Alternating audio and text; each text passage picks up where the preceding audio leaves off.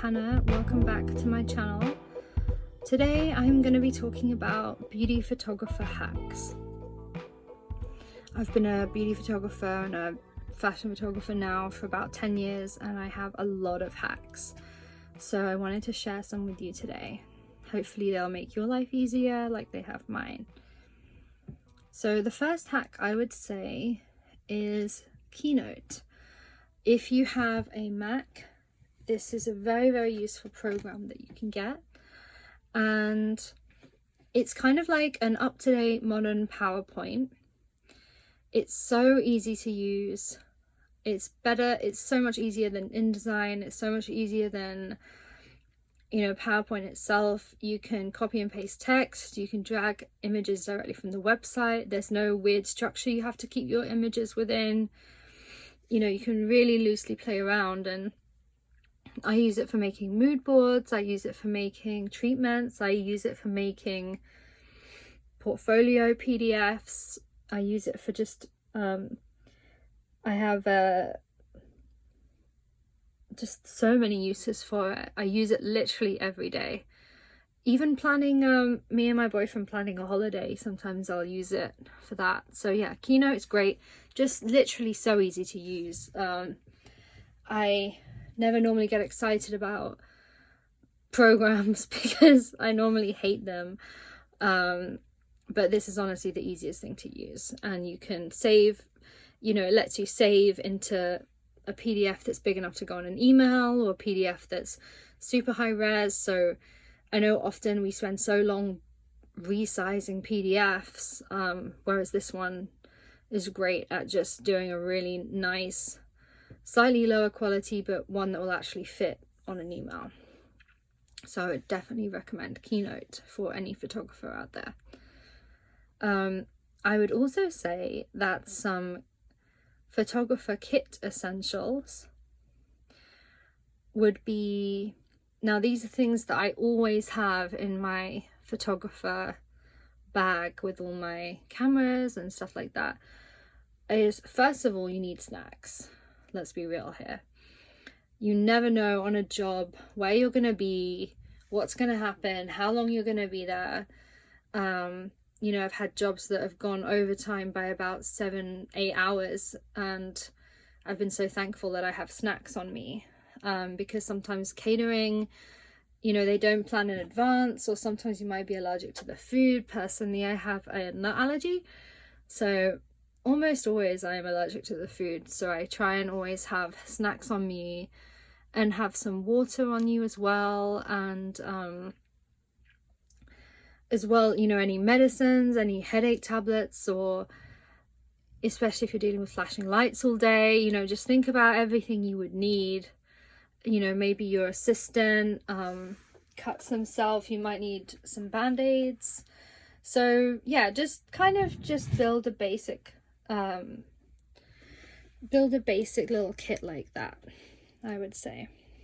Lots of it, I'm normally very organized, and in my handbag I normally have a lot of this stuff anyway, but make sure you have it. And also, if you do carry water with you or energy drinks or anything like that, make sure it is in a completely different bag to the one that your cameras are in. Don't even risk it. Yeah, it might be done up, but you don't know. Somebody might throw your bag in the corner and your Fanta explodes over all your camera kits. So make sure it's just in a completely different place, very well sealed. Something else I would say that I have in my kit all the time is painter's tape. Painter's tape is that tape that you can put on the wall and take it off and it leaves no mark. You never know if you're going to have to stick a reflector up, or you're going to have to, you just don't know what's going to happen on set. So I always carry some painter's tape with me. And something that I use this painter's tape for is I also carry A2 or A1 card backdrops with me. So basically it's a really thick paper or really thin card, and I have different colors, like different neutral colors, black, white, red sometimes, and I roll them up and I carry them in my kit because, sometimes when I'm shooting celebrities in hotel rooms, the hotel wallpaper is really ugly, or you know, there just isn't a proper space to shoot. And if you're doing a portrait, then this is great because you can just quickly whack up the backdrop, you know, put it up with painter's tape, and then take it back down and it was never there, and it looks like you shot in a studio. So I would say that's very useful. Another thing is a speaker. You always want to have music, and making sure you've got a Bluetooth or wireless speaker. Make sure it's pre-charged. Bring the charger with you in case you need it. You know, often on set, I'm often shooting in the desert, and sometimes, you know, the makeup's on one side of the location house, we're in the desert in the middle of this road, like we need music where we are as well. And you know, when the talent comes over, we want them to be in a good mood. So yeah, the speaker is always necessary. Also, sandwich bags, you know, those little resealable, reusable plastic zipper bags. You never know when you're going to need them. You might need to siphon off some snacks and like put them in your bag. You might have some leftovers from lunch. You might need to put some batteries in there to separate the used from the ones that are still good.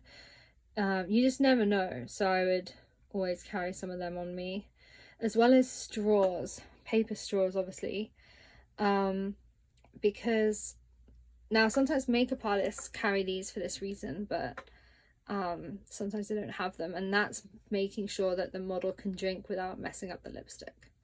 That's the main use of a straw. So yeah, that's always good to have, as well as blue tack.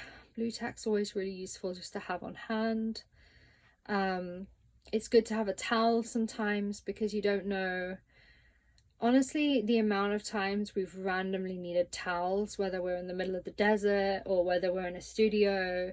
Somebody knocks a drink over, somebody does something, you can be the hero. You can be like, hey, I've got this towel, you know, quick, wham bam, there you go.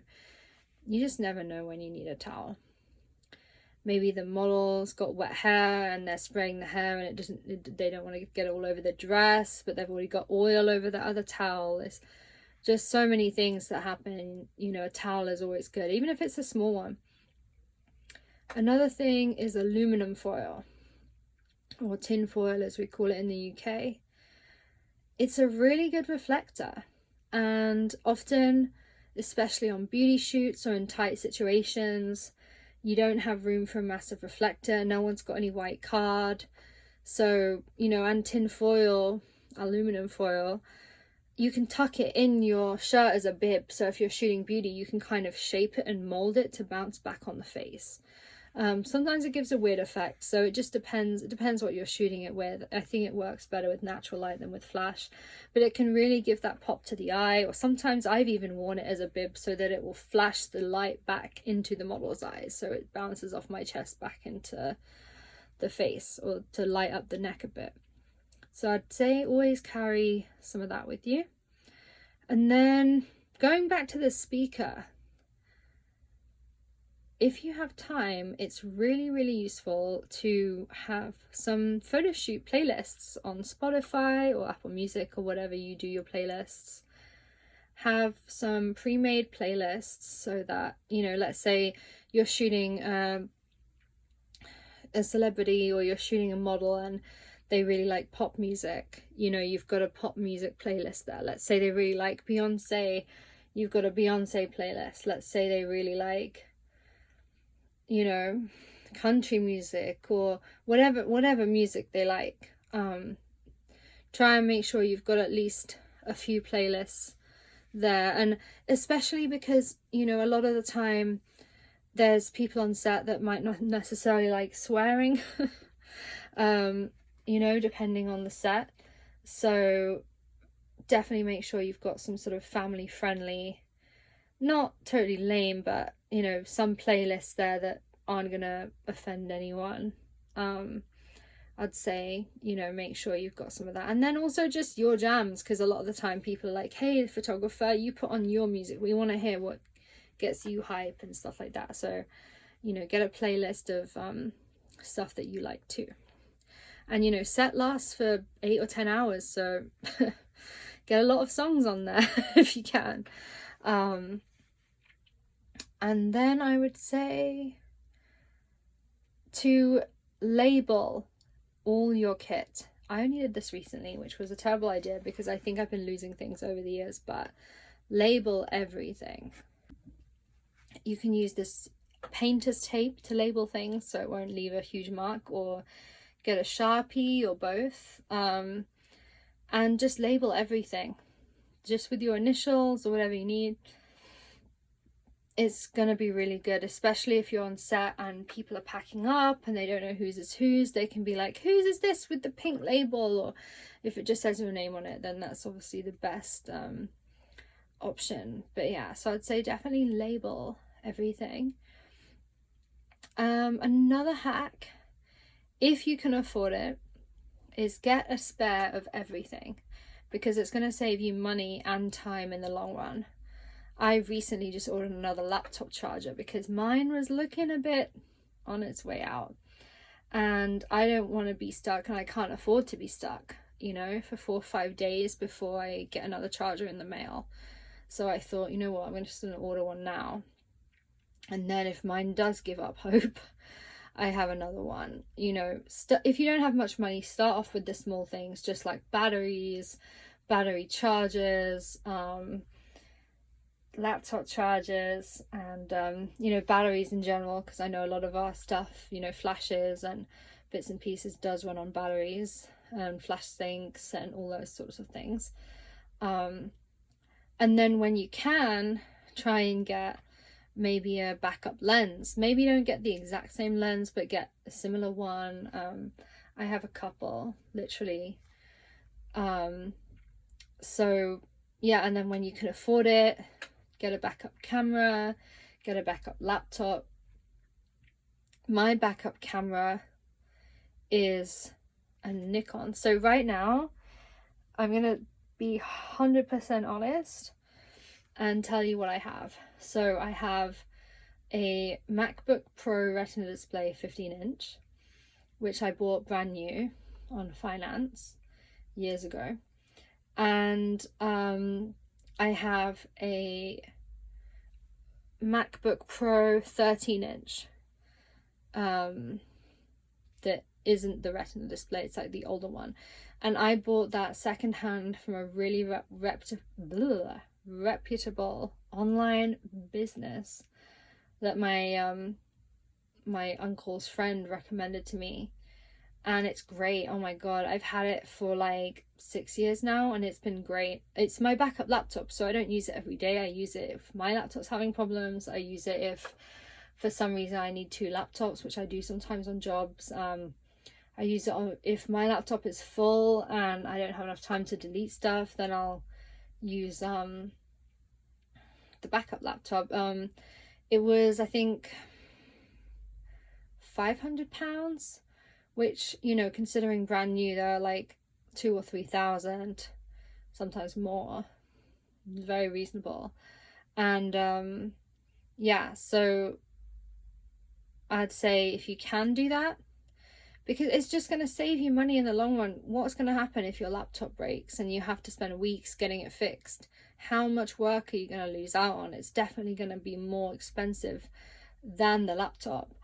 You know, being frugal is great, but sometimes being too frugal actually costs you more money in the long run. So get backups. You know, I'm not saying get 5 backup laptops, but, you know, definitely 1 is a good option. You know, and then that one can at least tide you over if anything happens to yours. And then, you know, cameras, I have a Canon 5D Mark III, and then I have a Nikon. In fact, let me remember which, I don't even know where it is. Oh, I think it's in my camera bag.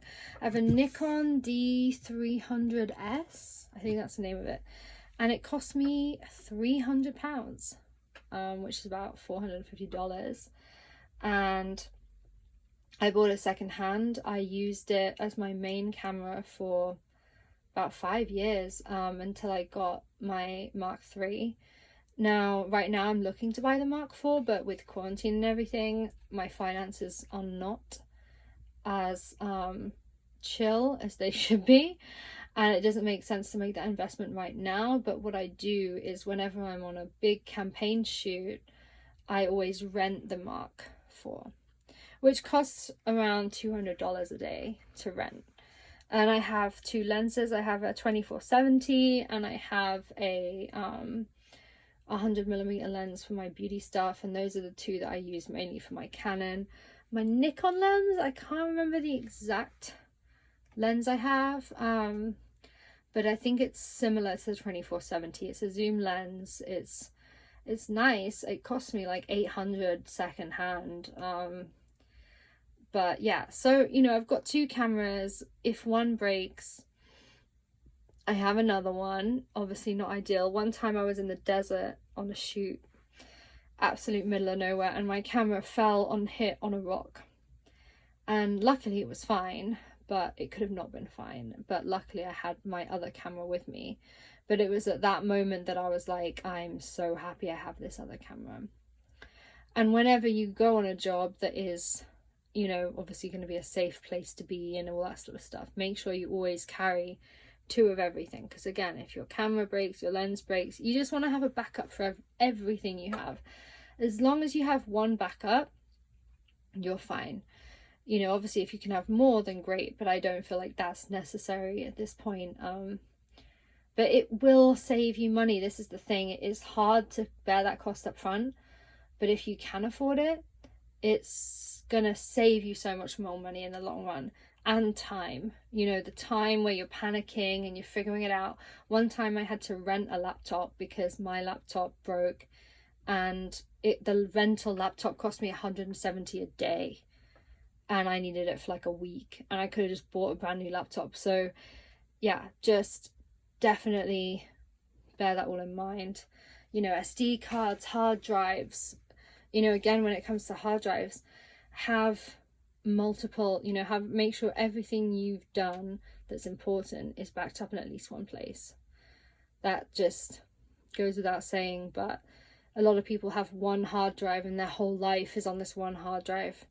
It just makes no sense. You need to have two. Again, it costs more, but it's worth the cost. Some things are a waste of money. Buying 10 pairs of high heels is a waste of money. Having two hard drives with your whole life's work, your invoices, your tax return, your whole everything is not a waste of money. Also, when it comes to hard drives, another hack is to buy the metal ones. Don't buy the cheap plasticky ones. My favorite brands are G Drive and Lacy. The Lacy rugged ones, those two are my favorite. If you can get, I think there's the Samsung SSD drives are amazing, but they're very expensive. They're super fast, they're super small and lightweight, and if you can afford the SSDs, it's definitely worth it. But most people can't, so get the G drives or get the Lacy's. It's cheaper to buy more terabytes, so if you have a 4 terabyte, you know, it actually works out cheaper than getting 4 1 terabytes. So yeah, I have about 35 hard drives at least. And another hack with the hard drives is to label the hard drives. Label them, write down everything you put on the hard drive, because I did not do this. And then whenever I had to find any part of my work, I would then spend hours and hours and hours figuring out, okay, what the hell is on this hard drive? I need this one file, where is it? I just couldn't figure it out. So I'd definitely say label the hard drives. So yeah, just generally try and have two of everything, have a backup, keep things in different places. You know, if a hard drive is really, really important, keep one at your house, keep one at your auntie's house. You know, just make sure that anything important is, you know, properly taken care of. Another hack I have is to, especially if you're starting, because I only did this about a year ago, but when you start your career, try and write down all your contacts down in a PDF. For example, a keynote document is great. So in this keynote I have 4 or 5 different sections. I have Los Angeles, I have New York, London, and then I think I have Paris, I'm not sure, and I have Chicago, and I think I have Miami in there as well.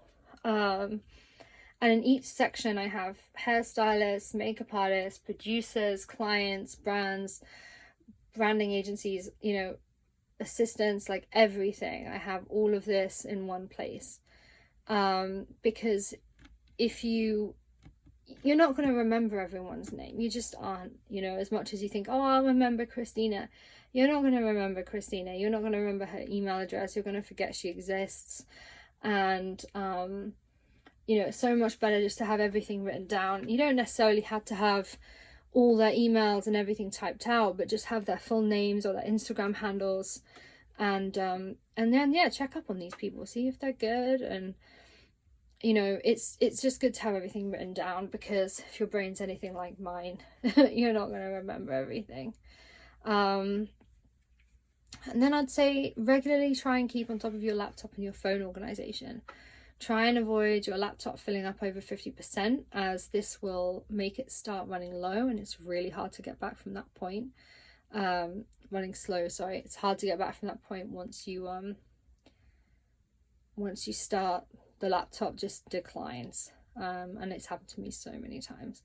And again, keep your phone, you know, make sure it's never too full, because as a photographer, we've always got to randomly transfer emails or download things or upload things, and you don't want to be in a situation where you're on set needing to do some stuff urgently and your camera roll is full, you know.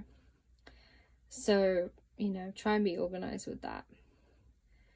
And this is a more practical hack that I have, which is, let's say you're shooting in a studio and you've got a flash, but the lights in the studio are kind of dark.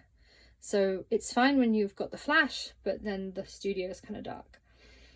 And you can't focus, and your autofocus isn't working, and your manual focus won't work because you can't actually see the model properly. My hack for this is to get the team, so the makeup, hair, whoever's free, to hold up iPhone torches on the model's face. This will help you focus, but it's not bright enough where it's going to mess up your flash. Obviously check, but you know, in general it shouldn't. That's something that happens regularly, even on massively large campaigns and jobs and stuff like that. That happens. Another hack that I have is to use a planning app for your Instagram feed. It does take time, and a lot of people don't want to spend the time doing this, but it will make your Instagram look better. It's going to help you plan everything out. It's going to make your colors flow better. It's going to make your imagery flow better. It's going to allow you to actually, again, save more time in the long run, because instead of every time you have to post a photo thinking, oh God, what have I got to post now? Like, let me go through all the images and then figure it out and la la la. You can actually just spend maybe half an hour one day putting your photos into an app like Anam or PostView is what I use. I use PostView. And just put your images into there and log in, and yeah, just, you know, see how your Instagram is coming together.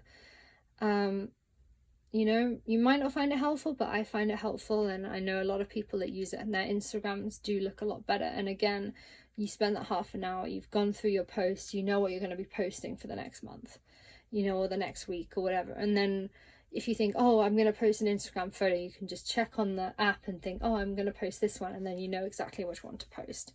Again, more time up front, but saves you more time in the long run. And then my last hack of today is that you don't need an amazing camera to take amazing photos. It really is what's in front of the camera that counts. If you have a super cool model and clothing and makeup and the lighting's cool and everything's cool, but your camera maybe is an older model, you know, maybe it's not as good as the new version, the photo's still going to be amazing. And the people that look at it are going to be like, wow, that's amazing.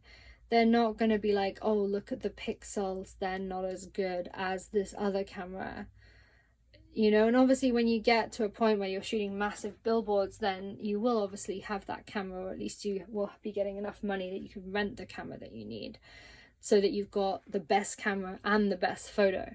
But in my opinion, it's much better to focus on what you're actually taking photos of, rather than the technical side of it. A lot of people are amazing at the technical side of photography, but not many people are good at the business side, the creative side, everything else that, you know, it takes to be an amazing photographer. I'm not that good at photography knowledge, I'm not gonna lie. Like, my camera knowledge is nowhere near as good as lots of the people on YouTube, lots of the people that are out there as photographers.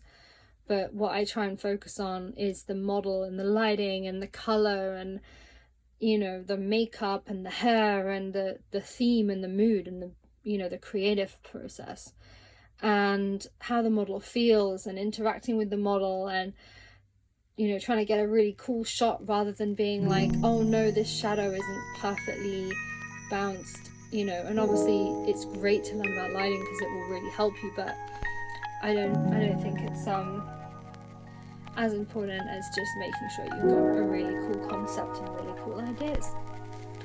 So yeah, that's my bit of advice, and hopefully you've learned something. Hopefully there's some useful advice for you in here, and I will catch you in the next one. Please like and subscribe and leave a comment below with any feedback or what you'd like to see me do next.